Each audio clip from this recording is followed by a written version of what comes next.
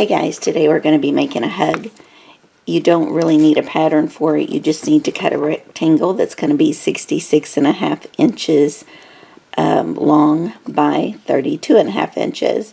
So we're going to go ahead and cut a piece of flannel for this. Okay, I've got it folded in half, so this is going to be measuring 33.25. Just making sure it's all squared up.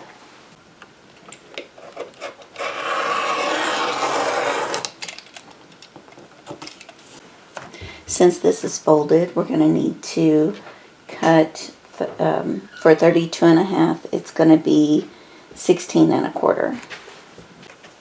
So right here, 16.25. Okay, so I went ahead and put another ruler down there just to make sure I'm staying straight. And now we're ready to trim.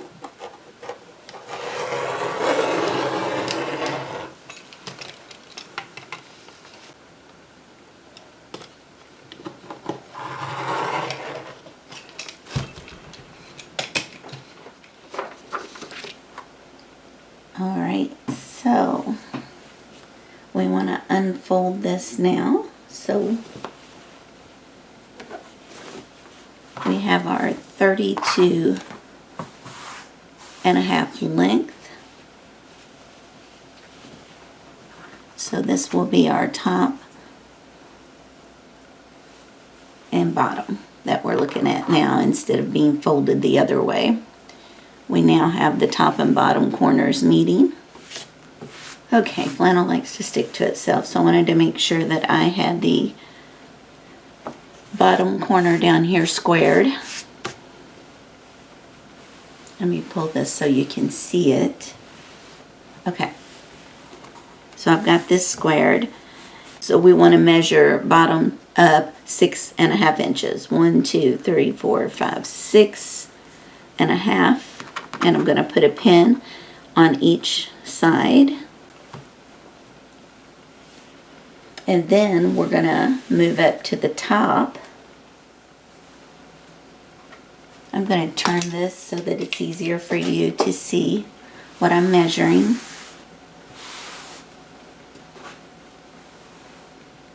So this is folded in half long ways. So this is the middle of the top. So from the top middle, because we're on the fold, we want to mark over 7.25. 1, 2, 3, 4, 5, 6, 7.25. Alright, so now when we trim again, we're going to, let me unroll this. We're going to be trimming from here all the way down to our 6.5 right here. So I'll just have to angle that so we can get a better cut. Hey guys, right here, it was just too long. It wouldn't fit in the camera, but I am going from one pin down to the next.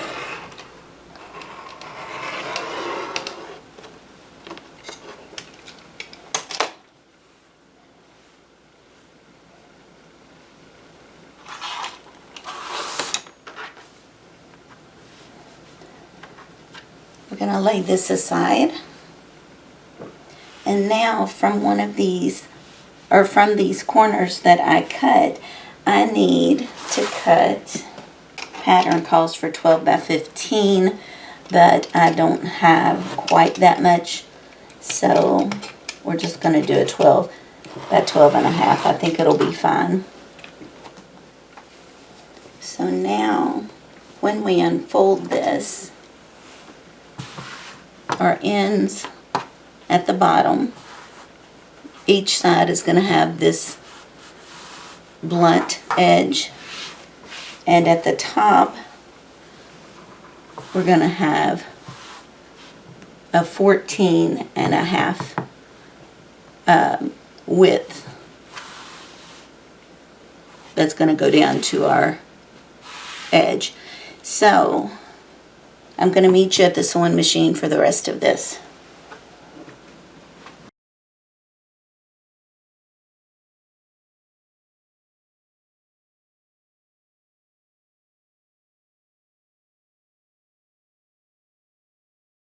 Okay, so we're at the sewing machine. Now, I did want to tell you the way that I'm doing this is the way that my local quilt shop does it. The original pattern is a little bit different. For one thing, they use polar fleece on the back of it. And instead of the quilt as you go method that we're going to be using on this one and the flannel, they actually cut two pieces. So you're going to have the polar fleece back. Then they find their decorative fabric to make the other layer. Or you could just do a large patchwork rectangle and then cut that to match the same shape. Some would say, you know, from that big piece you're cutting off, you're wasting. Not really. You could use it on a patchwork quilt. So you could definitely do it that way, and that is an example that she's going to show you in the original video. I will put the link to that below, and if I don't forget, I'll put it on the screen here as well, her name, so you could even just Google it. But my local quilt shop came up with this one, and I actually like it really well because I was able to touch it and feel it. Flannel is warm. It's not too heavy, but heavy enough that it's warm, and it has a really good drape. So we agreed that you really don't even need batting in it. So the first thing I did was I sewed right side up, just a stitch at the top. That's going to be covered by the binding, of course. But for Quilt As You Go, you're going to lay another piece right on top of it and sew a seam here. So by stay stitching that top stitch up there, you know, it's not going to be moving around underneath on me. Okay, so this time it's right sides together. And again, it's just laying right on top.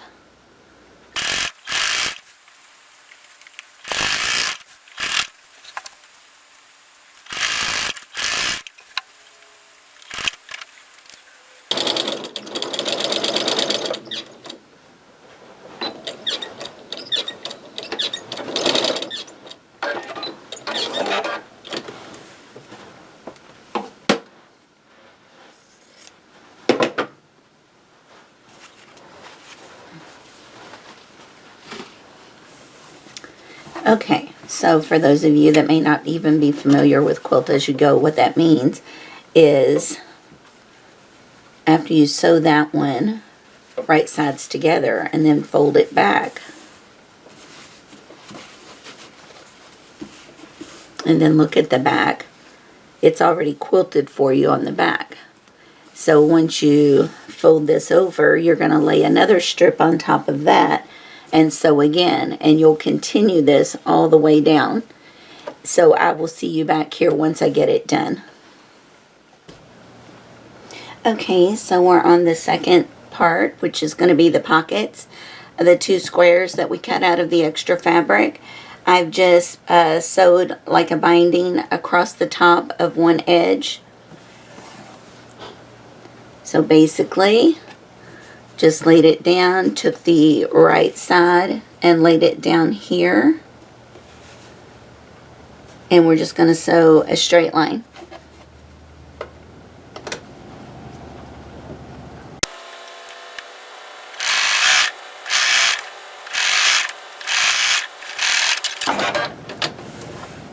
Okay, so once you have that done, you're just going to flip it over. Fold this down and fold it over again, and we're going to pin this.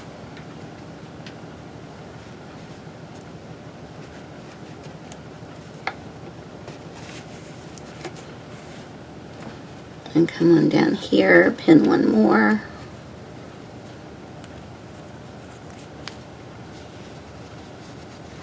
And then this side, once we have it folded over, we're just going to take it to the machine, sew one more seam just to close up all those raw edges.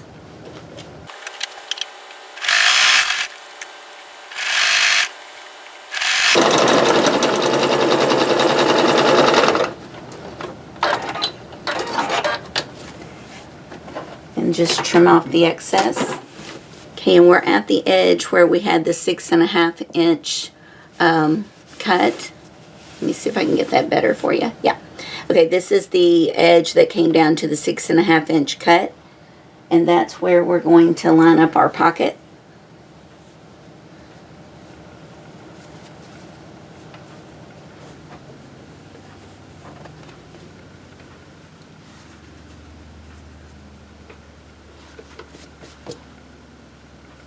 I'll just put a pin in.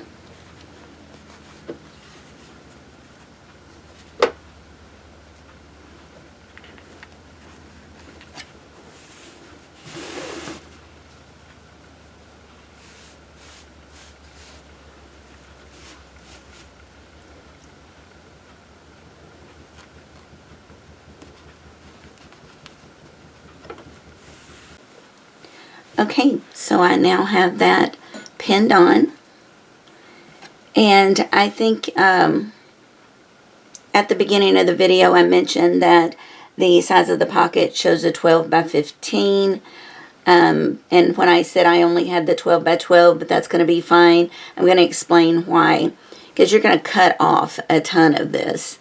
I think maybe when she was making it, it just was her leftovers, and that's what she made it. Otherwise, I'm not really sure why she gave that measurement. So, and I'm going to do something a little bit different than she did. I'm going to be sewing. Well, we'll flip it over.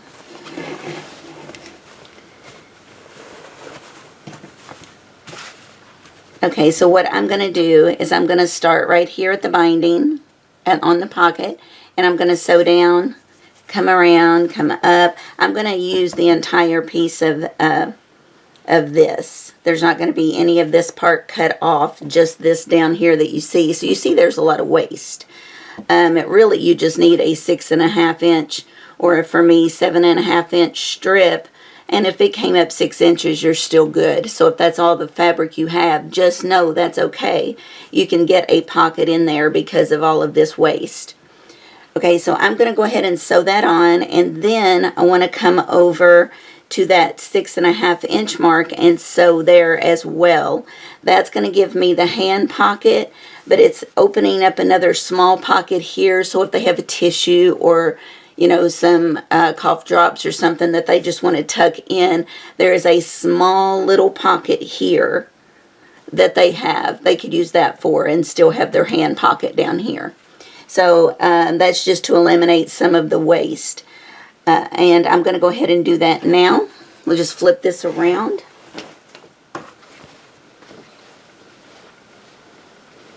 And just feel underneath. Find your little binding, because you definitely want to catch, let me get my hand out of the way, you definitely want to catch that binding in it.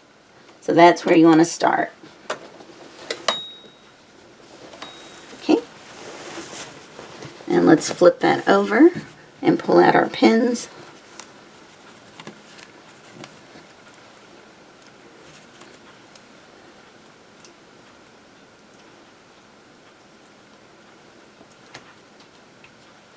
Okay, so there's our hand pocket, and instead of this, on the original pattern, this is sewn closed. So instead of that, we have an extra little pocket here that's kind of deep. They could just stick their little tissue in if they needed to. And, oh, I just noticed right here, I didn't quite catch all of that, so I'm going to just go back in and make another seam there about 1/4 of an inch over. So that's something good to check.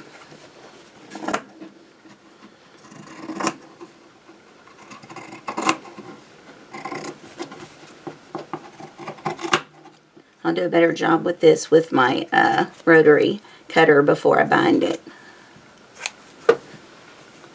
That just gets that excess off. So you can see, you don't really see a whole lot of seams on the front, and that's fine. That's kind of what you want. Unless you did want to make some decorative stitches. For example, if maybe it was a solid pink over here, and you wanted those stitches to show, you could make them decorative or even hand stitch them. But since we're doing it this way, it's working out just fine. So we're going to flip it over to the other side. Lay this right here so we can see about 7.5 inches in. And one side of mine always looks better than the other. I like to keep that on the outside. Although this is an inside pocket, nobody's ever going to see it. So don't get too hung up on that. Alright, so we get this on here. And I'll grab a pin.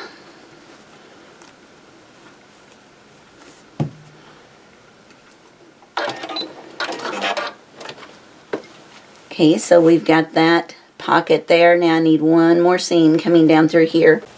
And now we're going to be ready to bind this. So, it's just like binding a quilt or anything else. So I'm going to go ahead and grab my binding and we'll get started. Okay, so it should take 6 yards of binding. So I have cut 6 strips off of some yardage. And I'm just going to connect those all together and then we'll be ready to bind it. Hey guys, this is real time. So I saw something that I realized and wanted to fix it now before I bind it. And that is right here where we laid this pocket across on the back. Because this is not coming up to the edge of where I'll be binding, it's going to leave that raw edge. So what I'm going to do is take out that seam and just fold that under and then sew another seam. Okay, so all the binding is done. All we have to do now is pull it to the front. And you can either top stitch it down or you can hand stitch it down just like you do with a quilt. So on this hug, I think I'm just going to machine bind it down. Okay, so the binding is on and I have a piece of one side of a Velcro sewed right here to this side. And I have a little tab that I've made and put the Velcro on this side. So I think the easiest way to do this is to line up my Velcro here.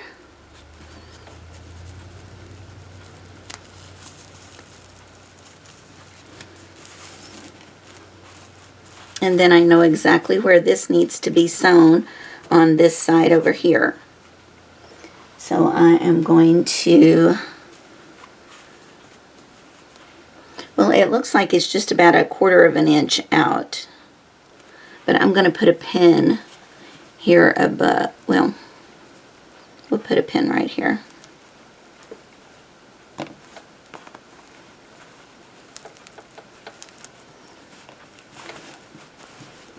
Okay, then we can take the Velcro off.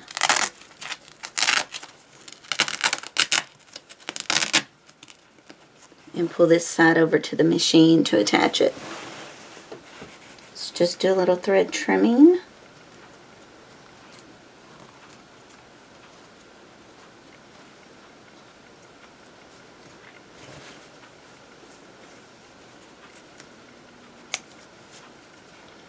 I'll really have to thread trim the inside, but I just wanted to show it to you now that it's completed.